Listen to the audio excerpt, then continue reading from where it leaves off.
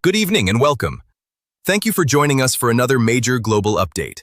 Tonight, we are tracking a series of dramatic developments across the Middle East, from a deadly U.S. military aircraft crash in Iraq to new explosions in Tehran and rising global fuel prices. This conflict is entering a dangerous new phase. 6 American service members are dead after a mysterious military plane crash in Iraq. At the same time, explosions rocked Iran's capital during a massive rally, while new Iranian attacks targeted Gulf states. And tonight, the global fuel market is already reacting. Stay with us, because the next details could change how this war unfolds. Tonight's top stories. 6 U.S. crew members killed in a military aircraft crash in Iraq. Iran's new supreme leader reportedly disfigured, according to U.S. officials. New Iranian strikes reported across Gulf states. Explosions shake Tehran during Al-Quds Day rally. Global fuel prices surge amid fears over the Strait of Hormuz, and the war's death toll now surpasses 2,000 people. Now let's begin with our first major story. Deadly U.S. plane crash in Iraq. The U.S. military has confirmed that all 6 service members aboard an American refueling aircraft were killed when the plane crashed in Iraq on Thursday. Officials say the aircraft went down during an operational mission. According to the U.S. Central Command, the crash was not caused by hostile fire. However, the situation quickly became more complicated. An Iranian-backed militia group has claimed responsibility for the incident, although American officials say there is currently no evidence supporting that claim. Investigators are now examining the wreckage and flight data to determine what exactly happened in the final moments before the crash. And as this investigation unfolds, tensions across the region continue to rise. War expands across the region. The conflict between Iran and its rivals is now spreading across multiple fronts. Fresh Iranian attacks have reportedly targeted Gulf states, adding to fears that the war could escalate into a much larger regional confrontation. Despite those attacks, U.S. Defense Secretary Pete Hegseth downplayed concerns about Iran's activities in the strategic shipping lane known as the Strait of Hormuz. Hegseth told reporters there is currently no reason for global markets to panic, even though the strait remains one of the most critical oil routes in the world.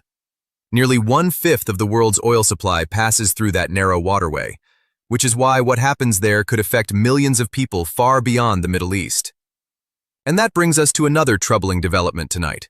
Explosions rock Tehran.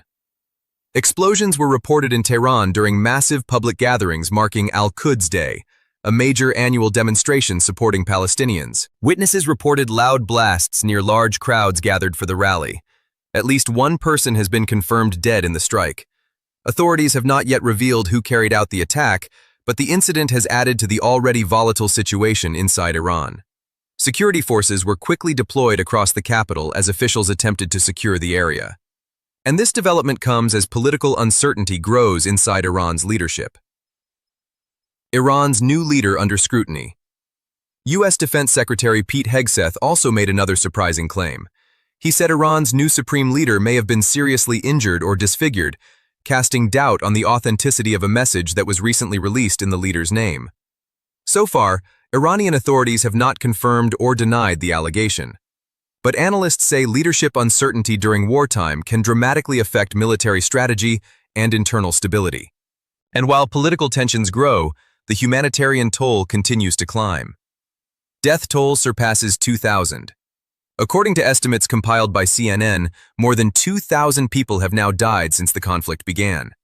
The casualties include both military personnel and civilians across several countries, and the number continues to rise as the war enters its 14th day. Hospitals across parts of the region are struggling to cope with the growing number of injured victims. International organizations are also warning that the humanitarian situation could worsen if the fighting continues. But the impact of this war is not limited to the battlefield. Global fuel crisis emerging. The conflict is now beginning to affect the global economy. Fuel prices in the United States have already started to rise. According to data from the American Automobile Association, the average price of gasoline has climbed to $3.63 per gallon, the highest level in nearly 22 months. Analysts say the increase is directly tied to disruptions around the Strait of Hormuz. If shipping through the strait is further restricted, energy prices around the world could climb even higher, and that could have ripple effects on inflation, transportation costs, and global markets. President Trump's warning. Meanwhile, Donald Trump offered his own perspective on how the conflict might end.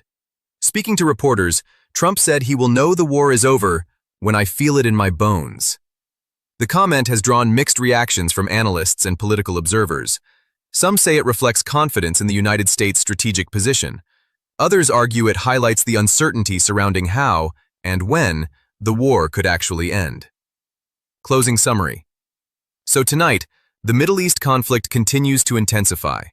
6 American service members have been killed in a plane crash in Iraq.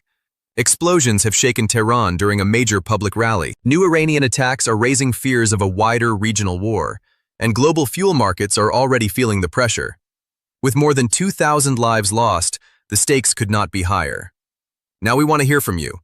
Do you think this conflict will expand into a wider regional war, or is there still a path to de-escalation?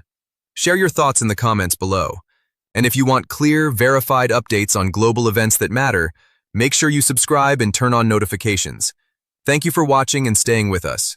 We will continue to monitor developments closely and bring you verified updates as this story unfolds. Stay safe, and we'll see you in the next report.